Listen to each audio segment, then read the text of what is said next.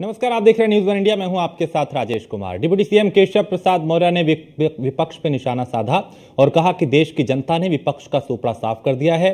देश गरीबी के संकट से बाहर आ रहा है और भारत का भविष्य प्रधानमंत्री मोदी के नेतृत्व में उज्जवल हो रहा है, आगे बढ़ रहा है। देश का सबसे बड़ा सूबा उत्तर प्रदेश, 4 चरण के बाद चीजें लगातार बदलती हुई दिखाई दे रही हैं। भारतीय जनता पार्टी अपने स्टार प्रचारकों के जरिए पूरे प्रदेश भर में धुआंधार प्रचार कर रही है और भारतीय जनता पार्टी के साथ सबसे ज्यादा सहयोगी भी उत्तर प्रदेश में है। उत्तर प्रदेश के डिप्टी सीएम केशव प्रसाद मौर्य जो लगातार उत्तर प्रदेश की हर सीट पर जाकर प्रचार कर रहे हैं और एक बड़ा नाम भी है, वो हमारे साथ हैं, जो लखनऊ से आज चुनावी सफर पर निकल चुके हैं और लगातार भारतीय जनता पार्टी के लिए प्रचार कर रहे हैं। सर, जिस तरीके से आप देख रहे हैं 4 चरण हो चुके हैं, किस तरीके से अभी तक चुनाव देख पा रहे हैं? भारतीय जनता पार्टी देश में भी और उत्तर प्रदेश में भी बहुत बड़े अंतर के साथ बढ़त की ओर है।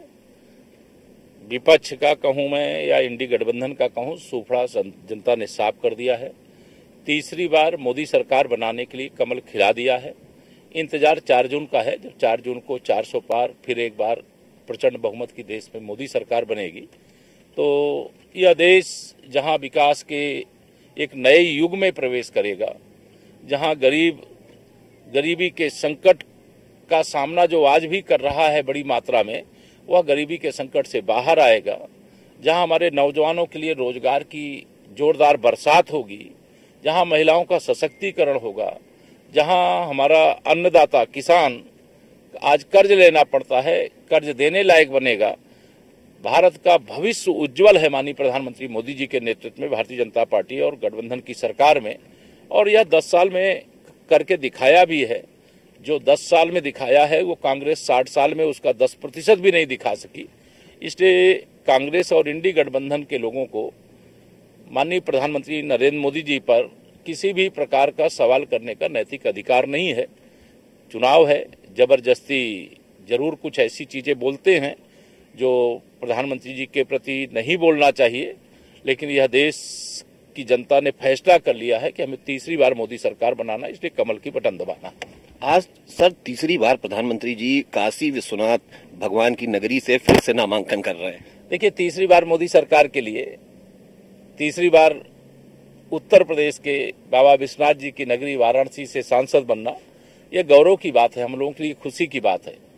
माननीय प्रधानमंत्री मोदी जी तो ऐसे हैं कि देश में किसी भी सीट से नामांकन कर दें, लाखों लाख वोट के अंतर से जीत करके संसद पहुंच सकते हैं, लेकिन उन्होंने उत्तर प्रदेश को चुना, बाबा विश्वनाथ जी की नगरी काशी को चुना।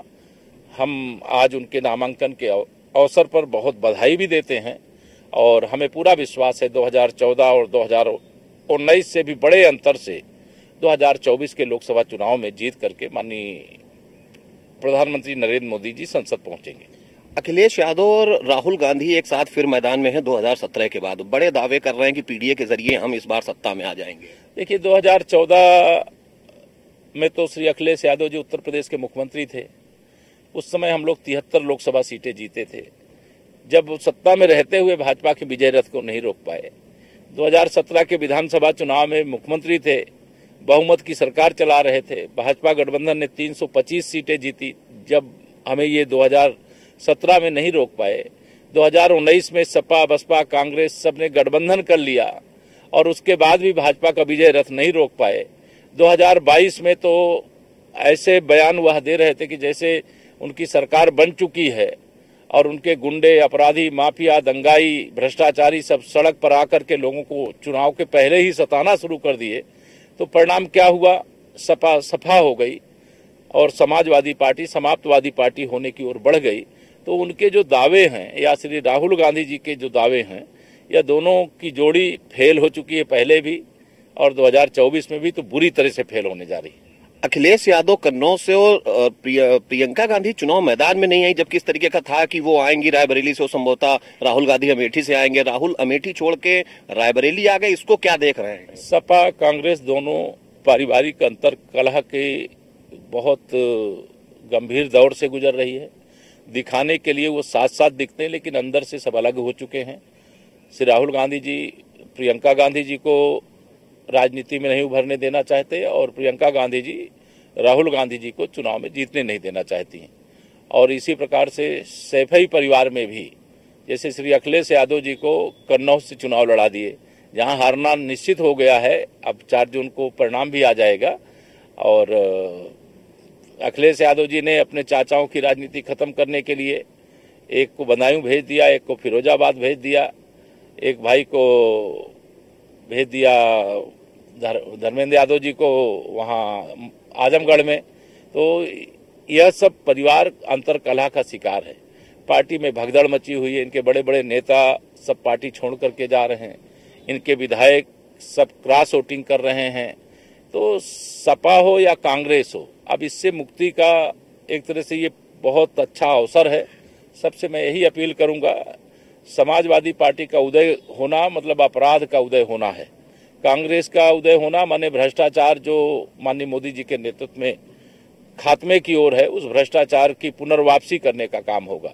इसलिए कांग्रेस मुक्त भारत देश, सपा बसपा मुक्त उत्तर प्रदेश बनाने के लिए लोग कमल का साथ दें, भाजपा गठबंधन का साथ दें। ऐसी मैं सबसे अपील भी करना चाहता हूं आपके माध्यम से। सर, अखिलेश यादव भी जब भाषण देते हैं या राहुल गांधी, प्रियंका गांधी भाषण दे रहे हैं तो एक आरोप लगा रहे हैं कि भारतीय जनता पार्टी मुख्य मुद्दों पे बात नहीं कर रही है, वो दूसरी चीजों पे बात कर रहे हैं। नहीं, हमारे पास हम जो मुद्दे पे बात कर रहे हैं वह मुद्दे पर पहले भी कायम थे, आज भी कायम है। हमारा मुद्दा था वैचारिक दृष्टि से अयोध्या में राम जन्मभूमि पर भव्य मंदिर बनाने का, वो हमने बना दिया। और उनका मुद्दा था कि राम जन्मभूमि पर मंदिर ना बने, वहां पर बाबरी मस्जिद बनी रहे। वो अपने मुद्दे पर कायम है, हम अपने मुद्दे पर कायम है। वो अपने मुद्दे पे कायम रह करके चुनाव हार चुके हैं, हम चुनाव जीत चुके हैं। हमारा मुद्दा था जम्मू कश्मीर से 370 हटाएंगे, हटा दिया। उनका मुद्दा है कि वो 370 फिर वापस लाएंगे, वो लेकर आवें और अगर उनकी दम होगी तो ले आ पाएंगे। लेकिन मेरा विश्वास है कि अब भाजपा 2047 तक देश और प्रदेश की सत्ता में है और बनी रहेगी। सामान्य नागरिक संहिता हम तीसरे कार्यकाल जो मोदी जी का आने वाला है 4 जून के बाद, वह सामान्य नागरिक संहिता भी इस देश में लाने का काम करेंगे। तो भारतीय जनता पार्टी अपने मुद्दे से न भटकी थी, न भटकी है, न भटकेगी। वो गरीबी हटाओ का नारा देते हैं और हम 25 करोड़ लोगों को नारा दिए बगैर गरीबी रेखा से बाहर ला करके देश में मुख्य धारा में खड़ा कर देते हैं। उनका काम था 100 रुपया में से 15 रुपया तो योजना का खर्चा करो, 85 रुपया दलाली कर जाओ। मोदी जी का लक्ष्य है 100% जो पैसा विकास का है, जो गरीब का है, जो किसान का है, जो नौजवान का है, जो महिलाओं का है, उनके लिए खर्चा होना चाहिए, वो खर्चा कर रहे हैं। तो उनके और हमारे बीच में कोई तुलना नहीं हो सकती। हमारी पार्टी मतलब एक आदर्श पार्टी, हमारी पार्टी के लिए सबसे पहले देश है, फिर दल है, फिर व्यक्ति है। उनकी पार्टी के लिए पहले व्यक्ति है, फिर दल है, फिर देश है। तो उनके और हमारे विचारधारा में, पार्टी में, हमारी कार्यशैली में बहुत अंतर है, जमीन आसमान का अंतर है। अखिलेश यादव लगातार ये चीजें कह रहे हैं और सवाल भी उठा रहे हैं कि महंगाई पे हम बात कर रहे हैं, बेरोजगारी पे बात कर रहे हैं, पीडीए को लेकर बार बार सवाल उठा रहे हैं। कल भी उन्होंने ट्वीट किया जिसमें पीडीए की बात वो कह रहे हैं। उनका पीडीए क्या देख पा रहे हैं? उनका पीडीए परिवार डेवलपमेंट अथॉरिटी है। उनका पीडीए पिछड़ा दलित अल्पसंख्यक है ही नहीं, हो ही नहीं सकता। उनके डीएनए में नहीं है कि वो पिछड़ों का हित कर सकें, वो दलितों का हित कर सकें।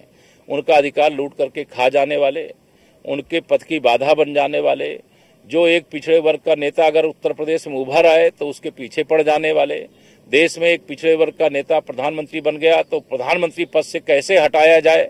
सामंतवादी, परिवारवादी राजनीतिक दलों ने एकजुटता बनाई। क्या लक्ष्य है पूछो? मोदी को हटाना है। क्यों हटाना है? क्योंकि वो गरीबों के कल्याण के लिए काम करते हैं, वो देश के विकास के लिए काम करते हैं, देश की सुरक्षा के लिए काम करते हैं, नौजवानों को रोजगार के लिए काम करते हैं, देश में अच्छी स्वास्थ्य सुविधाएं देने का काम करते हैं, अच्छी शिक्षा देने का काम करते हैं, पूरी दुनिया में भारत का नाम ऊंचा करने का काम करते हैं। इसलिए हटाना है। माननीय नरेंद्र मोदी जी एक ऐसे नेता हैं जिनको पा करके पूरा देश या गौरव महसूस कर रहा है कि एक गरीब का दर्द जानने वाला पहली बार देश का नेता बना है, प्रधानमंत्री बना है। और उसको यह सारे विपक्षी इसलिए हटाना चाहते कि इनके भ्रष्टाचार की जांच ना हो, जमानत पर हैं तो इनको जेल ना जाना पड़े। ये नहीं चलने वाला है। इस देश ने फैसला कर लिया है कि तीसरी बार मोदी सरकार बनाएंगे।